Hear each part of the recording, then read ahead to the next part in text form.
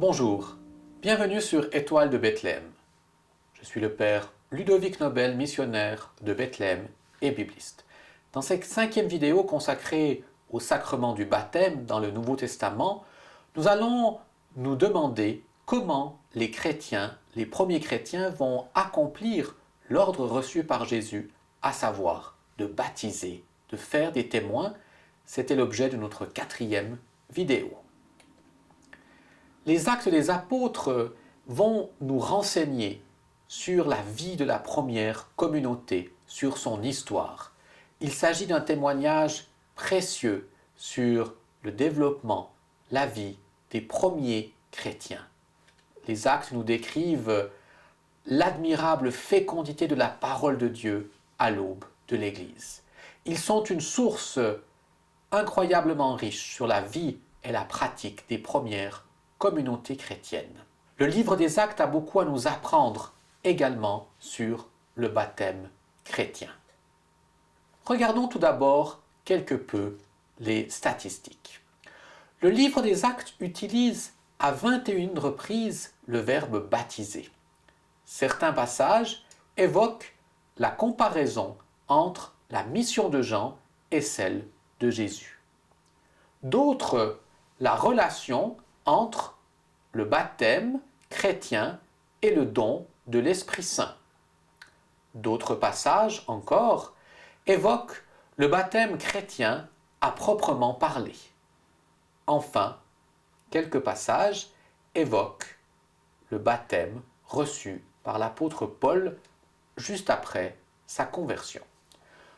Dans cette vidéo, nous n'allons pas nous arrêter sur tous ces passages, sur tous les emplois du terme baptisé dans les actes, mais nous allons faire le choix et commenter un seul passage, un passage programmatique.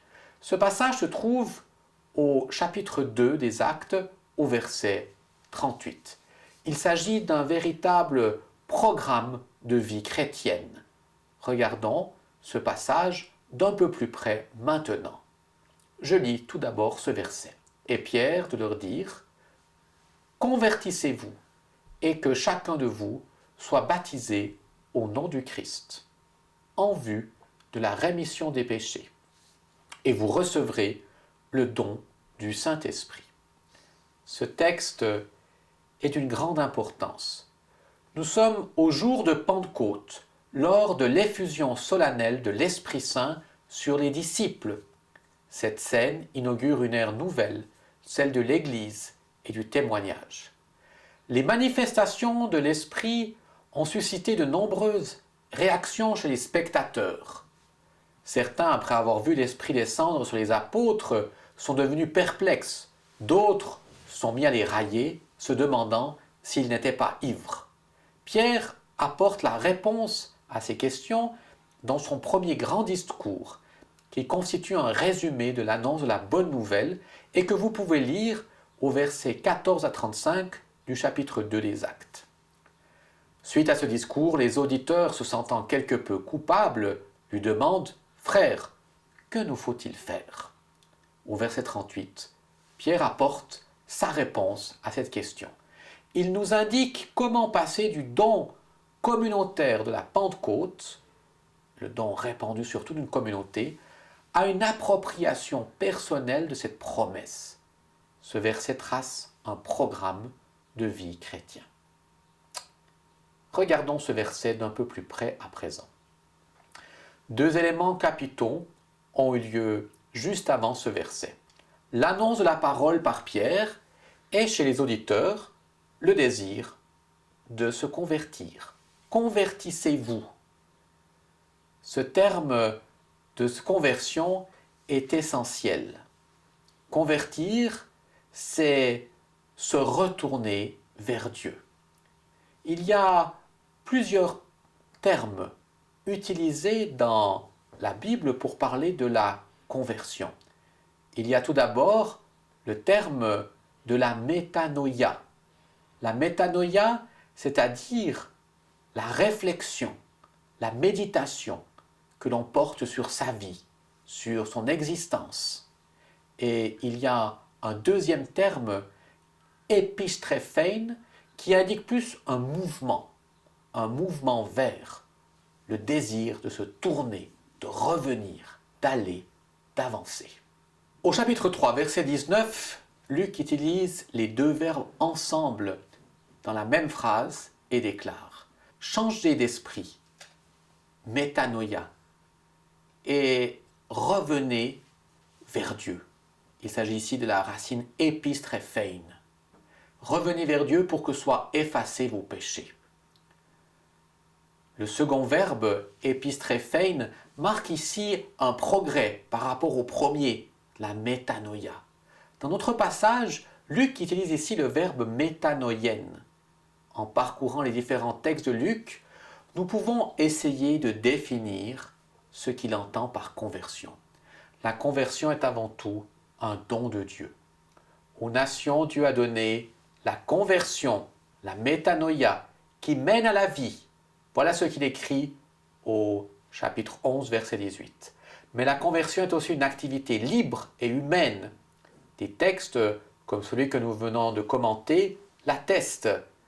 L'exhortation s'adresse à des hommes libres, capables d'accueillir la parole de Dieu. La conversion doit arracher l'être humain au péché, à une situation d'infidélité à l'égard de Dieu et de son alliance. La conversion conduit enfin à la vie. Ici, au chapitre 2, verset 38, c'est bien d'une telle conversion qu'il s'agit. Au verset 39, verset suivant, Pierre dira encore « Elle est pour vous la promesse ». C'est donc bien que la conversion est un don de Dieu, une promesse, mais elle est aussi un choix de l'homme qui procure le pardon des péchés et elle conduit à la vie dans l'Esprit Saint. Que chacun de vous soit baptisé. Après ce changement d'esprit, cette métanoïa, cette conversion, eh bien, Luc décrit l'engagement concret, le baptême. Le verbe est ici au passif pour bien souligner que le baptême est une œuvre de Dieu et que l'on ne s'admise pas soi-même ce sacrement, ce rite. L'eau n'est pas mentionnée ici. Il parle simplement du baptême, mais c'est bien l'acte rituel du baptême chrétien qui est évoqué ici. Le baptême se vit au nom de Jésus. Cette formule est d'une grande richesse. Conformément à la mentalité de l'Ancien Testament, le nom évoque la personne même, son identité mystérieuse et profonde, son ineffable présence. Comme l'affirmera Pierre plus tard, il n'est pas d'autre nom donné chez les hommes par lequel nous pouvions être sauvés. Être baptisés au nom de Jésus marque à la fois une causalité et une finalité. Une causalité, puisque dans le baptême s'opère toute la puissance du Seigneur Jésus, qui pardonne, qui livre l'esprit, mais aussi une finalité, puisque le baptême marque l'entrée du croyant dans la sphère de vie, d'appartenance, d'amour du Seigneur. Le baptême est pour la rémission des péchés, expression courante, puisqu'elle se rencontre à 17 reprises dans le Nouveau Testament. Or, comme nous le savons, c'est toujours Dieu qui accorde le pardon, la rémission des péchés. Dans notre texte, ce pardon est intimement lié au baptême. Il ne s'agit pas de comprendre le baptême comme un acte quasi magique qui occasionnerait ou qui procurerait le pardon, car Dieu seul pardonne, mais le baptême est bien le lieu de la rémission des péchés. Dans le baptême, la volonté du croyant sur la voie de la conversion et celle de Dieu qui sauve et qui pardonne viennent et se rencontrent. Et vous recevrez le don de l'Esprit. L'Esprit Saint est lui aussi un don, un grand cadeau offert par Dieu. Le don de l'Esprit indique une plénitude, un point d'arrivée. Celui qui l'a reçu est membre à part entière de la communauté croyante. Ce don n'est conféré qu'en référence au nom de Jésus. L'ordre d'aboutissement de celui qui devient chrétien est donc le suivant. D'abord, l'annonce de la parole, suivie d'une décision de conversion, de métanoïa, concrétisée par le baptême, qui lui-même débouche sur la rémission des péchés et le don de l'Esprit Saint.